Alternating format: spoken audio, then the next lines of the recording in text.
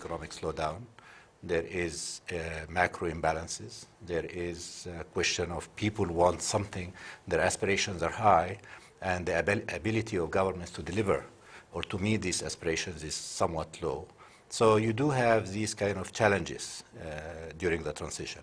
But the good news is, once the transition is over, you have a stable political equilibrium, and you do have a lot of interest in the country. People begin to go back and resume working, and life is a much better life than before the transition. That's exactly what Egypt is going through. What sort of economic reforms are you putting in place to bring the country back to growth and prosperity? We had two choices. One choice was to follow an austerity program, because you cannot spend beyond your means. If you don't have the money, you cannot spend it. But the problem with that austerity program was going to be is that the economy that was slow would grow even slower. Unemployment would be even higher.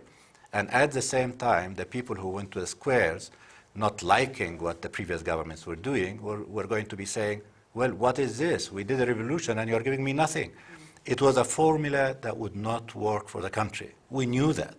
So we decided that we're going to go for another type of a reform agenda. Growth. That is an expansionary monetary and fiscal policy to stimulate the economy and create jobs, and at the same time try to satisfy some of the immediate, imminent demands of the population. The trick was to find additional money. We were fortunate to have the support from the Gulf countries, and it came in a timely fashion, and it enabled us to activate the economy. Most of it is going to investment, public investment in infrastructure, which will activate the economy now and generate jobs, and at the same time it will prepare the country for growth down the road once this government is gone and we have a new government and a new president. So that is essentially that's our reform agenda in general. Egypt is going to be facing elections in March. What are your concerns, or are you optimistic about the new regime that is going to take power in Egypt? I am very optimistic, and it's not an optimism that's coming from a personal trait. It's actually optimism that's coming from the belief that it takes good political institutions for countries to make progress. It's coming from solid economic foundations and good functioning markets with a reasonable role for the government to play.